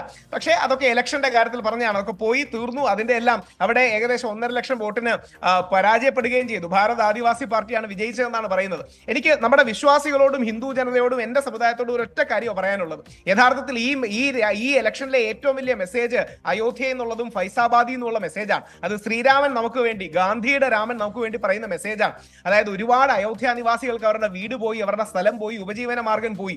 അതൊന്നും ശ്രദ്ധിച്ചില്ല, അവർക്ക് കോമ്പൻസേഷൻ കിട്ടിയില്ല. ഇത്രയും ലോകം ശ്രദ്ധിച്ച ഇവന്റ് പോലും അയോധ്യയിൽ ജയിക്കാനോ ഫൈസാബാദിൽ ജയിക്കാനോ കാരണമായില്ല. ഭഗവാൻ ശ്രീരാമൻ ഇഷ്ടം രാമഭക്തരുടെ അല്ലെങ്കിൽ ഇന്ത്യക്കാരുടെ, നമ്മുടെ സാധാരണ ജനങ്ങളുടെ പ്രശ്നങ്ങൾ സോൾവ് ചെയ്യുന്ന ഒരു ഗവൺമെന്റ് ആണ് എന്നുള്ളൊരു മെസ്സേജാണ് ഭഗവാൻ ശ്രീരാമൻ കൊടുത്തത്, ഗാന്ധിയുടെ രാമൻ കൊടുത്തത് എന്ന് വിശ്വസിക്കുന്ന ഒരു വ്യക്തിയാണ് ഞാൻ. ആ മെസ്സേജ് എല്ലാവരും ഇന്റർണലൈസ് ചെയ്യണം. BJPയും കോൺഗ്രസും CPM-ഉം ആപ്പും എല്ലാം ഇന്റർണലൈസ് ചെയ്യണം. യഥാർത്ഥത്തിൽ അതാണ് ഈ ഇലക്ഷന്റെ ഡിഫൈനിങ് മെസ്സേജിൽ ഒന്ന്. രണ്ട്, നരേന്ദ്രമോദിജി 6000 വോട്ടുകൾക്ക് അജയ് റായോട് ഒരു സമയത്ത് ട്രെയിൽ ചെയ്തിരുന്നു. അത് ഞെട്ടലുണ്ടാക്കി. ആത്യന്തികമായി അദ്ദേഹം ജയിക്കുമെന്ന് അറിയായിരുന്നു. പക്ഷെ എന്നാലും ഒരു നിമിഷത്തേക്കെങ്കിലും 20 മിനിറ്റോളം ട്രെയിൽ ചെയ്തു എന്നാണ് ഞാൻ മനസ്സിലാക്കുന്നത്. അത് വലിയൊരു, ഞാൻ പറഞ്ഞത് ഇപ്പൊ ഈ പപ്പു എന്നും ഒരിക്കൽ പോലും പ്രധാനമന്ത്രി നരേന്ദ്രമോദി രാഹുൽ ഗാന്ധിയെ രാഹുൽ ഗാന്ധി എന്ന് ബഹുമാനം വേണ്ട ഒരു പരിഗണനയോടെ വിളിച്ചിട്ടില്ല. ഷെഹസാദ എന്ന പരിഹാസമല്ലേ ഉള്ളൂ. ആ ഷെഹസാദ അദ്ദേഹം റായ്ബറേലിയിൽ 4 ലക്ഷം വോട്ടിനടുത്താണ് ഭൂരിപക്ഷം, വയനാട്ടിൽ 3.5 ലക്ഷമാണ് ഭൂരിപക്ഷം. ഈ പ്രധാനമന്ത്രി ഒരു ഘട്ടത്തിൽ അജയ് റായ് പാമ്പിടിച്ചവനാണ്. അജയ് റായിയോട് ഏതാണ്ട് ഒരു 1-2 മണിക്കൂറോളം പിന്നിൽ മുട്ടുപറച്ചതിന് ശേഷം ആകെ ഭൂരിപക്ഷം 1.5 ലക്ഷമാണ്. ശ്രീ രാഹുൽ ഈശ്വർ, സ്മൃതി ഇറാനി മുതൽ അജയ് മിശ്ര വരെ, രാജീവ് ചന്ദ്രശേഖർ മുതൽ സഞ്ജീവ് ബല്യാൻ വരെ കേന്ദ്രമന്ത്രിസഭയിലെ 6 മന്ത്രിമാരാണ് തോറ്റത്. അയോധ്യയിൽ തോറ്റു. അവിടെയാണ് ഒരു കാര്യം കൂടി, ഇത് BJP സപ്പോർട്ടേഴ്സിനോടും കൂടെ യഥാർത്ഥത്തിൽ ശ്രീ സുരേഷ് ഗോപിയുടെ മനസ്സാണ് വേണ്ടത്. ശ്രീ സുരേഷ് ഗോപി ജയിച്ചു കഴിഞ്ഞ് ആദ്യം പറഞ്ഞ വാക്ക് തൃശ്ശൂരിലെ മതേതര പ്രജാ ദൈവങ്ങൾക്ക് ഞാൻ നമിക്കുന്നു എന്നാണ്. മതേതരം എന്ന് പറഞ്ഞാൽ മതസൗഹാർദ്ദം എന്നാണ് അദ്ദേഹം ഉദ്ദേശിക്കുന്നത്. മറ്റേ നെഹ്റുവിയൻ സെക്യുലറിസം അല്ല, എല്ലാവരും ഒരുമിച്ച് പോകണമെന്നുള്ളതാണ്. അദ്ദേഹം ഇൻസ്റ്റാഗ്രാമിലടക്കം പോസ്റ്റ് ചെയ്തപ്പോൾ ആ വാക്ക് എടുത്തെഴുതിയിരുന്നു. ഒരുപക്ഷെ ഹാഷ്മി ശ്രദ്ധിച്ചു കാണും, ക്യാപിറ്റൽ ലെറ്ററിലൊക്കെ എന്താ secular people God's of Kerala എന്നോ എന്തോ ഒരു വാക്ക് അദ്ദേഹം എഴുതിയിരുന്നു. അപ്പൊ ആ സുരേഷ് ഗോപിയൊക്കെ എടുക്കുന്ന ഒരു ലൈനാണ് വേണ്ടത്. അത് BJP ആണെങ്കിലും കോൺഗ്രസ് ആണെങ്കിലും കമ്മ്യൂണിസ്റ്റ് ആണെങ്കിലും ശ്രീ സുരേഷ് ഗോപിയൊക്കെ എടുക്കുന്ന പോലെ. അങ്ങ് ഒരു കാര്യം കൂടെ മറക്കരുത്, ശ്രീ ഹാഷ്മിയൊക്കെ അത് പറയുകയും വേണം.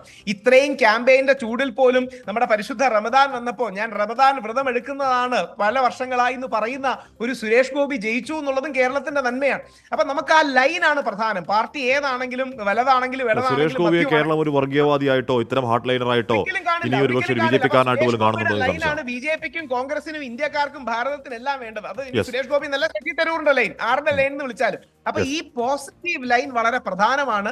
ആ സുരേഷ് ഗോപി പറഞ്ഞ ആ ബഹുസ്വരത, മതസൗഹാർദ്ദമെന്നോ മതേതരത്വമെന്നോ സെക്യുലറിസമെന്നോ എന്ത് വിളിച്ചാലും കുഴപ്പമില്ല, ആ പ്രത്യേക സാധനം നമുക്ക് എല്ലാവർക്കും വേണം. ആ ഓർമ്മപ്പെടുത്തൽ കൂടിയാണ് ഈ ഇലക്ഷൻ. അതുകൊണ്ട് എല്ലാ അർത്ഥത്തിലും പോസിറ്റീവായി തന്നെ കാണണം. എല്ലാ അർത്ഥത്തിലും ഈ ഇലക്ഷൻ പോസിറ്റീവാണ്. ഒരുപാട് പരാജയപ്പെടേണ്ടവരുണ്ടായിരുന്നു, അവർ പരാജയപ്പെട്ടു. വിജയിക്കേണ്ട ഒരുപാട് പ്രധാനപ്പെട്ട ആൾക്കാർ വിജയിച്ചു. ക്ലോസ് കോമ്പറ്റീഷൻ ആയിരുന്നു, നല്ല ഫൈറ്റ് ആയിരുന്നു. 1-2 സ്റ്റേറ്റുകളിലെ ക്ലീൻ സ്വീപ്പ് ഒഴിച്ചാൽ പല സ്റ്റേറ്റിലും ഒരു സ്ട്രോങ് ഫൈറ്റ് കാഴ്ചവെക്കാൻ പ്രത്യേകിച്ച് ഇന്ത്യ മുന്നണിക്കായി അല്ലെങ്കിൽ പല മുന്നണികളിലും ഒരു ബാലൻസ് ഉണ്ടായി. ഒരുപക്ഷെ സമയം കഴിയാണ്, ഞാൻ ഇടപെടലേക്ക് പോകണേ. Thank you Rahul Eashwar. എന്തായാലും ഈ പറയുന്ന സംസ്ഥാനങ്ങളിൽ UP ആണ്. UP കൊടുത്ത ഷോക്ക്, BJPക്ക് കൊടുത്ത ഷോക്ക് ട്രീറ്റ്മെന്റ് ആണ്.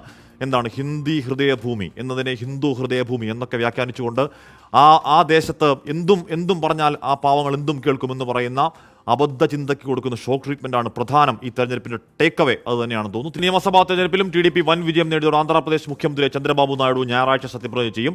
NDA സർക്കാരിനൊപ്പം ചേരുന്നതിന് ആന്ധ്രയ്ക്ക് പ്രത്യേക പദവിയും ക്യാബിനറ്റിൽ സുപ്രധാന പദവികളും വിലപേശി വാങ്ങാനാണ് നീക്കം. അലക്സ് റാം മുഹമ്മദ് ആന്ധ്രാപ്രദേശിൽ നിന്ന് വിജയവാഡയിൽ നിന്നും ചേരുന്നുണ്ട്. ആദ്യം അലക്സിലേക്ക് പോകുന്നു. അലക്സ്, ചന്ദ്രബാബു നായിഡു അല്ലെങ്കിൽ TDP എന്നൊക്കെ ദേശീയ രാഷ്ട്രീയത്തിൽ നിന്ന് കേൾക്കാതിരുന്നുണ്ട്, എന്നാൽ കേൾക്കുന്നുണ്ട്. പക്ഷേ അവരൊരു മെയിൻ പ്ലെയറായിട്ട് കാലം കുറച്ചായി. വർഷങ്ങൾക്ക് ശേഷം നാഷണൽ പൊളിറ്റിക്സിന്റെ സെൻട്രൽ സ്റ്റേജിൽ നിൽപ്പാണ് നായിഡുവും TDPയും. എന്തൊക്കെ കാര്യങ്ങൾ വാങ്ങിയെടുക്കാനാണ് നായിഡുവിൻ്റെ നീക്കം? ഒപ്പം അവിടെ സത്യപ്രതിജ്ഞകളുടെ ഒരുക്കങ്ങൾ എന്തായി? അലക്സ്.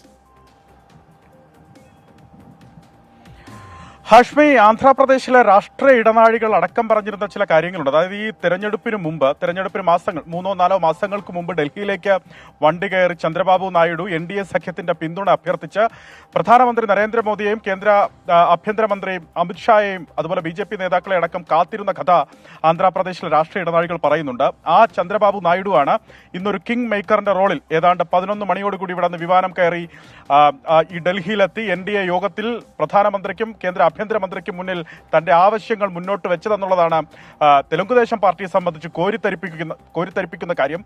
മൃഗീയമായ ഭൂരിപക്ഷത്തിലാണ് തെലുങ്കുദേശം പാർട്ടി, അതായത് ചന്ദ്രബാബു നായിഡു നേതൃത്വം നൽകുന്ന തെലുങ്കുദേശം പാർട്ടിയും ആ പാർട്ടി നേതൃത്വം നൽകുന്ന ആന്ധ്രാപ്രദേശിലെ NDA സഖ്യവും അസംബ്ലിയിലേക്കും അതുപോലെ പാർലമെന്റിലേക്കും തങ്ങളുടെ സീറ്റ് വിഹിതം വർദ്ധിപ്പിച്ചത്. പാർലമെന്റിലേക്ക് മൃഗീയമായി ആ മുന്നണി സീറ്റ് വർദ്ധിപ്പിച്ചിട്ടുണ്ട്. 25-ൽ 21 സീറ്റും TDP നേതൃത്വം നൽകുന്ന NDA മുന്നണിക്കാണ്. അതിൽ 17 സീറ്റുകൾ മത്സരിച്ച TDP 16 സീറ്റുകൾ നേടി. ജനസേന പാർട്ടി 2 സീറ്റും 6 സീറ്റുകൾ മത്സരിച്ച BJP 3 സീറ്റുകൾ നേടിയിട്ടുണ്ട്. അങ്ങനെ 21 സീറ്റ് അത്തരത്തിൽ TDPയുടെ, അതായത് ചന്ദ്രബാബു നായിഡുവിന്റെ കയ്യിലുണ്ട്. അദ്ദേഹത്തിന് വിലപേശൽ ശേഷിയും കൂടുതലാണ്. അതുമാത്രമല്ല, അസംബ്ലിയിലേക്ക് നടന്ന തെരഞ്ഞെടുപ്പിൽ ഭരണം ഉറപ്പിക്കുക മാത്രമല്ല 175-ൽ 164 സീറ്റുകളും ആ മുന്നണിയിൽ ഉറപ്പിച്ചു എന്നുള്ളത് കൂടി TDPയുടെ പ്രധാനപ്പെട്ട കാര്യം എടുത്തു പറയേണ്ടതുണ്ട്. ആ വിലപേശൽ ശേഷി വെച്ചാണ് ചന്ദ്രബാബു നായിഡു ഇന്ന് ഡൽഹിയിലേക്ക് പറന്നത്. അവിടെ എത്തി അദ്ദേഹം ചോദിച്ച പ്രധാനപ്പെട്ട കാര്യങ്ങൾ നേരത്തെ തന്നെ സൂചിപ്പിച്ചിരുന്നതാണ്. ഒന്ന്, അദ്ദേഹത്തിന് ദേശീയ NDAയിൽ പ്രധാനപ്പെട്ട ഒരു സ്ഥാനം, കൺവീനർ സ്ഥാനം അടക്കമുള്ള കാര്യം അദ്ദേഹം ചോദിച്ചിട്ടുണ്ട്. കഴിയുമെങ്കിൽ സ്പീക്കർ സ്ഥാനം, അത് TDPക്ക് സ്പീക്കർ പദവി നൽകണം എന്ന ആവശ്യം അദ്ദേഹം മുന്നോട്ട് വെച്ചിട്ടുണ്ട്. അത് മാത്രമല്ല, പവൻ കല്യാണിനും അതുപോലെ പവൻ കല്യാണിന്റെ നായിഡു പരമാവധി കാര്യങ്ങൾ വാങ്ങിയെടുക്കാനാണ് അദ്ദേഹത്തിന്റെ നീക്കം. അത് സ്വാഭാവികമാണ്. അത്രത്തോളം ബാർഗൈനിങ് പവർ ഉണ്ട്. നായിഡു പറയുന്നത് കേൾക്കേണ്ടി വരും. നരേന്ദ്രമോദിക്ക് കേന്ദ്രത്തിൽ ഒരു 3ാം മന്ത്രിസഭ ഉണ്ടാക്കണം. എൻ ലാൽകുമാർ കൂടി ചെയ്യുന്നു. എൻ ലാൽകുമാർ എന്താണ് ഇടത് രാഷ്ട്രീയ നിരീക്ഷകൻ എന്നതിനൊക്കെ അപ്പുറം, രാഷ്ട്രീയത്തിനൊക്കെ അപ്പുറം ഭരണഘടനയിൽ വിശ്വസിക്കുന്ന അഭിഭാഷകൻ എന്നുള്ളത്, നിയമങ്ങളിൽ വിശ്വസിക്കുന്ന അഭിഭാഷകൻ എന്നുള്ള നിലയ്ക്ക്, ജനാധിപത്യത്തിൽ ഒരു ജനാധിപത്യവാദി എന്നുള്ള നിലയ്ക്ക് ഇന്നലെ പുറത്തു വന്ന തെരഞ്ഞെടുപ്പ് ഫലം ലാൽകുമാറിന്റെ ചിന്തയിൽ എന്ത് ഇമ്പാക്റ്റാണ് ഉണ്ടാക്കുന്നത്? ലാൽ. ഹാഷ്മി, നമ്മൾ ജനങ്ങളെ അണ്ടർ എസ്റ്റിമേറ്റ് ചെയ്യാൻ പാടില്ല. നിങ്ങളെ ചിലപ്പം ജനങ്ങൾ വലിയ ഭൂരിപക്ഷത്തിൽ ജയിപ്പിക്കും. അത് നമ്മളിൽ അവർ ഏൽപ്പിക്കുന്ന ഒരു ടാസ്ക്കാണ്. അവരുടെ വാല്യൂസിനെ അപ്ഹോൾഡ് ചെയ്യാൻ, ഈ സൊസൈറ്റിയുടെ വാല്യൂസിനെ അപ്ഹോൾഡ് ചെയ്യാൻ. സൊസൈറ്റിയുടെ വാല്യൂസ് എന്ന് പറഞ്ഞാൽ എന്താണ്? കോൺസ്റ്റിറ്റ്യൂഷണൽ വാല്യൂസാണ്. ആ വാല്യൂസിനെ അപ്ഹോൾഡ് ചെയ്യാതെ ഇൻസ്റ്റിറ്റ്യൂഷനുകളെല്ലാം കയ്യിലിട്ട് ഈ നമ്മുടെ പണ്ട് ജസ്റ്റിസ് അൽത്തമാസ് കബീർ പറഞ്ഞതുപോലെ കേജ്ഡ് പാരറ്റാക്കി നിങ്ങൾ ഡോമിനേറ്റ് ചെയ്തുകൊണ്ടേ ഇരിക്കുന്ന ഒരു കാര്യമാണ് ചെയ്തുകൊണ്ടിരുന്നത്. ഇപ്പം നോക്കൂ, എത്ര ഡോമിനേഷനാണ് ഇവർ നടത്തിക്കൊണ്ടിരുന്നത് എന്നുള്ളതിൻ്റെ ഉത്തമ ഉദാഹരണം എന്താണ്? നമ്മൾ ഈ തെരഞ്ഞെടുപ്പിൽ പോലും ഇലക്ഷൻ കമ്മീഷൻ കാണിച്ചുകൊണ്ടിരുന്നൊരു മൗനം ഉണ്ടല്ലോ പല വിഷയത്തിനും. എന്നുവെച്ചാൽ കോൺസ്റ്റിറ്റ്യൂഷണൽ ബോഡിയായ ഇലക്ഷൻ കമ്മീഷന് ശബ്ദമുയർത്താൻ നരേന്ദ്രമോദിക്കെതിരെ ഭയമായിരുന്നു. അത്രത്തോളം ഭയം ക്രിയേറ്റ് ചെയ്യപ്പെട്ടിട്ടുണ്ടായിരുന്നു ഈ സമൂഹത്തിൽ. ജനാധിപത്യത്തിൻ്റെ ലക്ഷ്യം ഭയമാണോ? ഞാൻ ഉറപ്പിച്ച് പറയുന്നു, ഞാനും നിങ്ങളും താമസിക്കുന്ന ഈ സമൂഹത്തിൽ പ്രധാനമന്ത്രിയെ വിമർശിക്കാൻ, രാജ്യം ഭരിക്കുന്ന പാർട്ടിയെ വിമർശിക്കാൻ നമുക്ക് പറ്റുന്നില്ല എങ്കിൽ, ശബ്ദമുയർത്താൻ പറ്റുന്നില്ലെങ്കിൽ, മാധ്യമങ്ങൾക്ക് ശബ്ദമുയർത്താൻ പറ്റുന്നില്ലെങ്കിൽ, അത് ജനാധിപത്യത്തിൻ്റെ അധപ്പതനമാണ്. അതൊരു ഡിസ്ഫങ്ഷണൽ ഡെമോക്രസി ആകുകയാണ്. സോ അങ്ങനെ ഡിസ്ഫങ്ഷണൽ ലൈനിലേക്ക് പൊയ്ക്കൊണ്ടിരിക്കുന്ന ഒരു സമൂഹത്തിൽ ഇവരെന്ത് തോന്നിവാസം കാണിക്കുക, എന്നിട്ട് വർഗീയത പറയുക, എന്നിട്ട് മുസ്ലിം അല്ലെങ്കിൽ ഈ പറയുന്ന ജാതി മതവിഭാഗങ്ങളെ എല്ലാം വലിച്ചു വാരിയിട്ടിട്ട് ഒരു വികസന പ്രവർത്തനത്തെക്കുറിച്ചും സംസാരിക്കാതെ ഒരു ക്യാമ്പയിനിന് ഇറങ്ങി തിരിച്ചാൽ നിങ്ങൾ എന്ത് വിചാരിച്ചു? ഈ രാജ്യത്തെ ജനങ്ങൾ വോട്ട് ചെയ്യുമെന്നോ? രാജ്യത്തെ ജനങ്ങൾ മണ്ടന്മാരാണെന്നോ? ഈ രാജ്യത്തെ ജനങ്ങൾ മണ്ടന്മാരല്ല. ഒരു തെറ്റ് ചെയ്ത ഇന്ദിരാഗാന്ധിയെ എടുത്ത് തോട്ടിലെറിഞ്ഞ ജനതയാണ് ഇന്ത്യൻ ജനത. ഓരോരുത്തരെയും ഇടതുപക്ഷത്തിനെ പണിഷ് ചെയ്തിട്ടില്ലേ? കോൺഗ്രസിനെ പണിഷ് ചെയ്തിട്ടില്ലേ? BJP പണിഷ് ചെയ്ത് നമ്മൾ പൊതുപ്രവർത്തകരെ പണിഷ് ചെയ്യുന്ന കാര്യത്തിൽ ജനങ്ങൾ ഒട്ടും മടിക്കില്ല. നമ്മൾ സ്നേഹിച്ചാൽ, നമ്മൾ അവരോട് കൂട്ടത്തിൽ നിന്നാൽ, അവർ കൂട്ടത്തിൽ നിന്ന് പ്രവർത്തിച്ചാൽ നമ്മളെ അവർ അക്നോളജ് ചെയ്യുകയും അവർ നമുക്ക് വോട്ട് ചെയ്യാൻ മടിക്കത്തുമില്ല. 2014 നരേന്ദ്രമോദി വരുന്നത് വികസന രാഷ്ട്രീയം പറഞ്ഞാണ്. ആ വികസനം വേണം എന്നുള്ളത് കൊണ്ട് വികസനത്തിന് വോട്ട് ചെയ്തു. അന്ന് 2014 ഉണ്ടായിരുന്ന ഇന്ത്യയിലെ ഏറ്റവും വലിയ ഒരു അഴിമതി സർക്കാരിനെതിരെയുള്ള വോട്ടാണെന്ന് നടന്നത്. അല്ലാതെ നരേന്ദ്രമോദി എന്ന് പറയുന്ന RSSകാരൻ ഹിന്ദുത്വവാദിയായ ഹിന്ദു രാജ്യം ഉണ്ടാക്കാൻ വേണ്ടി വോട്ട് ചെയ്തതല്ല. 2019 ഈ രാജ്യത്തിനൊരു ഗതികേട് വന്നപ്പം, പുൽവാമ എന്ന് പറയുന്ന ഒരു വിഷയം വന്നപ്പോൾ ഈ രാജ്യം ഒന്നിച്ച് നിൽക്കണം, അല്ലെങ്കിൽ ഒരു മന്ത്രിസഭ മാറ്റം ശരിയല്ല എന്ന് തോന്നിയതിൻ്റെ അടിസ്ഥാനത്തിൽ ഈ രാജ്യത്തെ ജനം കൂട്ടത്തിൽ നിന്നു, ഈ സർക്കാരിൻ്റെ കൂട്ടത്തിൽ നിന്നു. അപ്പം കാണിക്കുന്നത് എന്താ? ഈ പറഞ്ഞ ED അല്ലെങ്കിൽ കസ്റ്റംസ് ഇങ്ങനെയുള്ള ഏജൻസിയെ വിട്ട് പൊതുപ്രവർത്തന രംഗത്ത് നിൽക്കുന്നവരെ എല്ലാം ബുദ്ധിമുട്ടിലാക്കുക. ഞാൻ കഴിഞ്ഞ ദിവസം ഒരു PMLA ആക്ടിൻ്റെ ഒരു പ്രയോഗം ഞാൻ കേൾക്കുകയായിരുന്നു. ഞാനിത് പറഞ്ഞാക്കി കഴിഞ്ഞാൽ പൂർണ്ണമായി നിങ്ങൾക്കത് മനസ്സിലാവും. നോക്കൂ, PMLA ആക്ടിലെ ഷെഡ്യൂളിനകത്ത് എൻവയോൺമെൻറ്റൽ ഇഷ്യൂസിൻ്റെ ലോ അതിനകത്ത് ഇൻകോർപ്പറേറ്റ് ചെയ്തിട്ടുണ്ട്. എന്നുവെച്ചാൽ എൻവയോൺമെൻറ്റൽ ഡാമേജസ് വരുത്തുന്നു, അതിനകത്തൊരു വയലേഷൻ നമ്മൾ വരുത്തുകയാണെങ്കിൽ നിങ്ങൾക്ക് PMLA അതിൻ്റെ ഭാഗമായി ഉണ്ടാകുന്ന ഔട്ട്ലേ മണി വേറെ ഏതെങ്കിലും പോവുകയാണെങ്കിൽ നിങ്ങൾക്ക് ഇതാക്കാം. എന്ന് വെച്ചാൽ ഞാൻ പറഞ്ഞു വരുന്നത്, ഒരു നിയമത്തെ ഏറ്റവും മോശമായി ഉപയോഗിക്കുക. എന്നുവെച്ചാൽ ഒരു ഫാക്ടറി ഉണ്ടെങ്കിൽ ആ ഫാക്ടറി 10 ബോട്ടിൽ കൂടുതലുണ്ടാക്കിയാൽ അത് പ്രൊസീഡ്സ് ഓഫ് എ മണിയാന്ന് പറഞ്ഞ് കള്ളത്തരം കാണിച്ച് ആൾക്കാരെ ബുദ്ധിമുട്ടിച്ച് ഏറ്റവും ആൾക്കാരെ സബ്മിസീവാക്കി മുന്നോട്ട് നീക്കുക എന്നുള്ളതാണ് അണ്ടർലൈൻ സ്റ്റേറ്റ്മെന്റ്. ഞാൻ ആ മുന്നിൽ പറഞ്ഞ കാര്യത്തിന് പൂർണ്ണതയിൽ ക്ലാരിറ്റി വരണമെന്നില്ല. മനസ്സിലായി ശ്രീ ലാൽകുമാർ, ഇവിടെ ഈ അയോധ്യ നോക്കൂ, 95% ഹൈന്ദവ സഹോദരന്മാരുള്ള മണ്ണാണ്. ആ അയോധ്യ എന്ന് പറഞ്ഞാൽ പ്രാണപ്രതിഷ്ഠയുടെ രാഷ്ട്രീയം സജീവ ചർച്ചയാകുമെന്ന് കരുതിയ നമ്മൾ ഇലക്ഷന് തൊട്ട് മുമ്പ് ആ ഹൈഫൈ ഇവന്റ് കണ്ട ആ മണ്ണാണ്. ആ മണ്ണിൽ 5 ലക്ഷത്തിലധികം വോട്ടുകൾക്ക് 56 ചില്ലുവാനും ഭൂരിപക്ഷത്തിനാണ് BJPയുടെ സ്ഥാനാർത്ഥിയെ മുട്ടുകുത്തിച്ച് അവധേഷ് എന്ന് പറഞ്ഞ SP-യുടെ സ്ഥാനാർത്ഥി അവിടെ വിജയിക്കുന്നത്. ലാൽകുമാർ, ഈ രാജ്യത്തിൻ്റെ ജനാധിപത്യം ഈസ് ബ്യൂട്ടിഫുൾ, ഒരു സംശയമില്ല. നോക്കൂ, ഞാനും ഹാഷ്മിയും തമ്മിൽ ഇരുന്ന ഒരു ചർച്ചക്കകത്ത് പറഞ്ഞൊരു കാര്യമുണ്ട്. ക്ഷേത്രം ഉദ്ഘാടനം ചെയ്യാൻ പോകുന്ന പ്രധാനമന്ത്രി ക്ഷേത്രം ഉദ്ഘാടനം ചെയ്യുക അല്ല പ്രധാനമന്ത്രിയുടെ ജോലി. അവിടുത്തെ ഇനാഗുറേഷൻ ഫംഗ്ഷൻ അല്ലെങ്കിൽ കോൺസിക്രേഷൻ സെറിമണി അത് പ്രൈം മിനിസ്റ്ററിൻ്റെ ഡ്യൂട്ടി അല്ല. പ്രൈം മിനിസ്റ്റർ ടെമ്പിൾ പണിയാൻ വേണ്ടി ഈ പറയുന്ന സഹായങ്ങൾ സ്റ്റേറ്റിൻ്റെ ഭാഗത്തുനിന്ന് സഹായങ്ങൾ ചെയ്തു കൊടുക്കാം. കാരണം എന്താ? സുപ്രീം കോടതിയുടെ ഒരു ഉത്തരവ് വന്നുകൊണ്ട്. ഇവിടെ ചെയ്യുന്നത് എന്താ? ഞാൻ അവിടുത്തെ ഈ അയോധ്യയിലെ രാമനെക്കാട്ടിലും വലിയ ആളായി മാറി നരേന്ദ്രമോദി അതിനകത്ത്, അല്ലേ? കയറി നിന്ന് പൂജയൊക്കെ അങ്ങ് ചെയ്യുന്ന രീതിയിൽ അങ്ങ് മുന്നോട്ട് നീങ്ങുക. എന്നിട്ട് അതിനകത്ത് കാണിക്കുന്ന കട്ട ഷോ, ഈ കട്ട ഷോ എന്നൊക്കെ ഒരു 10 ദിവസം മുമ്പ് വേറെ ഒരാൾക്ക് പറയാൻ പറ്റത്തില്ല. ഞാൻ അന്നും പറഞ്ഞിട്ടുണ്ട്, ഇന്നും പറയും, നാളെയും പറയും, അതിനൊന്നും സംശയമില്ല. അപ്പോൾ ഈ പറയുന്ന കട്ട ഷോ കാണിച്ച് ഈ പ്രൊജക്ഷൻസ് ഒക്കെയാണ് ഈ നാട്ടിലെ ജനങ്ങൾ വിശ്വസിക്കാൻ പോകുന്നത്. ഒരു കരിസ്മാറ്റിക് ലീഡർ എന്ന് പറഞ്ഞാൽ ഈ പറയുന്ന അങ്ങോട്ടും ഇങ്ങോട്ടും നടക്കുന്ന വീഡിയോ എടുക്കുക, അല്ലെങ്കിൽ ഇത് കാണിക്കുക, അതല്ല ശക്തി പ്രകടനം. ഒരു നേതാവിൻ്റെ ശക്തി പ്രകടനമല്ല. 1915 ഇന്ത്യയിൽ വന്ന മഹാത്മാഗാന്ധി വസ്ത്രം ഉപേക്ഷിച്ച് ഈ രാജ്യത്തിൻ്റെ ജനതയുടെ മനസ്സിലേക്ക് പോയ ആളാണ് അല്ലേ? ആ രാജ്യത്തിന്, ആ മനുഷ്യൻ്റെ പാരമ്പര്യമാണ് ഈ നാട്ടിനുള്ളത്. ആ പാരമ്പര്യത്തിലെ എല്ലാം കളഞ്ഞുകൊണ്ട് നിങ്ങൾ ഈ പ്രധാനമന്ത്രി എന്ന് പറഞ്ഞു കഴിഞ്ഞാൽ ഫോട്ടോഷൂട്ട് അല്ലെങ്കിൽ ശക്തി പ്രകടനം, ആൾക്കാർക്ക് ഒരു മാലയ്ക്കകത്ത് ഒരു വലിയൊരു മാല വരുന്നത് നിങ്ങൾക്ക് ഇടുന്നു. രാജ്നാഥ് സിംഗ് അപ്പുറത്ത് നിന്ന് ഈ മാലയ്ക്കകത്തോട്ടൊന്ന് കയറാൻ നോക്കുക, നോക്കിക്കഴിഞ്ഞപ്പോഴത്തേന് പേടിച്ചു. അപ്പം വെളിയോട്ടിറങ്ങുക. ആരാ ഇറങ്ങുന്നത്? ഇന്ത്യയിലെ ഡിഫൻസ് മിനിസ്റ്റർ, പ്രതിരോധ മന്ത്രി ഈ പറയുന്ന പ്രധാനമന്ത്രിയെ പേടിച്ച് വെളിയിലിറങ്ങുക. അപ്പം നിങ്ങൾ സാധാരണ ജനങ്ങളുടെ കാര്യം ഒന്ന് ആലോചിക്കുക. പ്രതിരോധ മന്ത്രിക്ക് മിണ്ടാൻ പറ്റാതെ വെളിയിലിറങ്ങേണ്ട ഒരു സാഹചര്യം വരുന്ന ഒരു രാജ്യത്ത് ഒരു മാധ്യമ പ്രവർത്തകൻ്റെയോ അല്ലെങ്കിൽ മറ്റു ഏതെങ്കിലും ഒരു ബ്യൂറോക്രാറ്റിൻ്റെയോ ഒരു വിസിൽ ബ്ലോവറുടെ സ്ഥിതി എന്താണ്? അപ്പം ഇത് കാര്യം എന്ന് വെച്ച് കഴിഞ്ഞാൽ നിങ്ങളെ വേറെ ഏതെങ്കിലും രൂപത്തിൽ പിടിക്കും. ഇപ്പോൾ പറഞ്ഞ പോലെ ഉപയോഗിക്കാൻ പാടില്ലാത്ത രീതിയിൽ PMLA ആക്ട് ഉപയോഗിച്ച് ശല്യപ്പെടുത്തും. അപ്പം അങ്ങനെയുള്ളതിന് ഒരു അറുതി വരുന്നതിന് എനിക്ക് 1% പോലും സംശയമില്ല എൻ്റെ മനസ്സിൽ ഈ പറയുന്ന കോയിലേഷൻ ഗവൺമെൻറ് നന്നാവും. ഈ രാജ്യം ഏറ്റവും നല്ലതായിട്ട് ഭരിച്ചിരിക്കുന്നത് കോയിലേഷൻ ഗവൺമെൻറ് ഉള്ളപ്പോഴാണ്. ഒരു സംശയവും വേണ്ട കാര്യത്തിൽ. വാജ്പേയിയുടെ കാലത്താണെങ്കിലും അത് കഴിഞ്ഞ് ഡോക്ടർ മൻമോഹൻ സിംഗിൻ്റെ കാലത്താണെങ്കിലും ഈ രാജ്യത്തെ ഭരണം നമുക്ക് അഴിമതികളെക്കുറിച്ചൊക്കെ നമ്മൾ വിമർശനം ഉന്നയിക്കാനും ഒക്കെ നമുക്ക് പറ്റിയിട്ടുണ്ട്. ഒരു തെറ്റ് ചെയ്താൽ ചൂണ്ടിക്കാട്ടാനും അത് മാധ്യമങ്ങൾക്ക് റിപ്പോർട്ട് ചെയ്യാനും അതിനായി ആ തെറ്റ് ചെയ്തതിനനുസരിച്ച് ഇവരെ ശിക്ഷിക്കാനും പുറത്താക്കാനും ഒക്കെയുള്ള അക്കൗണ്ടബിലിറ്റി വരുന്നത് കോയിലേഷൻ ഗവൺമെൻറ്റിലാണ്. പക്ഷേ കുഴപ്പം എന്താ? ഇവിടുത്തെ ഈ പറയുന്ന 5-10 വർഷത്തെ മോഡിയുടെ ദുർഭരണത്തിനകത്ത് എന്തൊക്കെ സംഭവിച്ചിട്ടുണ്ടെന്ന് ഈ 5 വർഷം കൂടെ നമുക്കറിയാൻ പറ്റുമെന്ന് സംശയമാണ്. കാര്യം എന്താ? ഇദ്ദേഹം ഇവിടുന്ന് ഇറങ്ങിപ്പോയി മറ്റൊരാൾ അവിടെ അധികാരത്തിൽ വന്ന് പ്രധാനമന്ത്രിയായി അന്വേഷണം നടത്തിയാലേ ഈ അധമ രാഷ്ട്രീയം എന്തൊക്കെ ചെയ്തിട്ടുണ്ടെന്ന് നമുക്ക് മനസ്സിലാകത്തുള്ളൂ. എന്തായാലും ഈ കൊയലീഷൻ ധർമ്മ എന്ന വാക്കൊക്കെ വാജ്പേയിക്ക് പരിചിതമായ വാക്കാണ്. അത് നരേന്ദ്രമോദിക്ക് ഏതെങ്കിലും തരത്തിൽ വഴങ്ങി വരുമോ എന്നൊക്കെ കാലക്രമത്തിൽ, ഇനി അവർ സർക്കാർ ഉണ്ടാക്കുകയാണെങ്കിൽ അത് കാലക്രമത്തിൽ അറിഞ്ഞു വരേണ്ട വാക്കാണ്. ലാൽകുമാർ, ഇവിടെ എല്ലാ കാലത്തും ലോക്സഭാ തെരഞ്ഞെടുപ്പിൽ കോൺഗ്രസിന് ഒരു മുൻതൂക്കം ഉണ്ടാവാറുണ്ട്. എങ്കിൽ കൂടിയും ഇക്കുറി രാഹുൽ ഗാന്ധി പ്രഭാവം ഉണ്ടായതല്ല. ആ ഘട്ടത്തിൽ ഇക്കുറി ശബരിമല പോലെ ഒരു മാരക വിഷയം ഉണ്ടായതല്ല. എന്നിട്ടും 19-1 എന്ന റിസൾട്ടിൽ അല്ലെങ്കിൽ 17-1 അല്ലെങ്കിൽ 18-1 എന്ന റിസൾട്ടിൽ ഈ സർക്കാർ തിരുത്തേണ്ടതുണ്ടോ? ഈ സർക്കാർ ശ്രദ്ധിക്കേണ്ടത് എന്താണ് ലാൽ? അല്ല, ഇതിനകത്ത് ഇടതുപക്ഷ സർക്കാരിന് സംഭവിച്ചിട്ടുള്ള പരാജയം അല്ലെങ്കിൽ ഇടതുപക്ഷ മുന്നണിക്ക് സംഭവിച്ചിട്ടുള്ള പരാജയത്തെക്കുറിച്ച് ഒരു വ്യക്തമായ വിശകലനം ആവശ്യമാണ്. അത് ഇല്ല എന്നൊന്നും പറഞ്ഞിട്ട് കാര്യമില്ല. ഇതിനകത്ത് മൾട്ടിപ്പിൾ ഫാക്ടേഴ്സ് ഇൻവോൾവ് ആയിട്ടുണ്ട് ഈ പരാജയത്തിന്. ഇപ്പോൾ കഴിഞ്ഞ 2019 ആൻറ്റി BJP വികാരം വന്നിരുന്നു. അതുപോലെ തന്നെ ആൻറ്റി BJP വികാരം ഇപ്പോഴും ഉണ്ട്.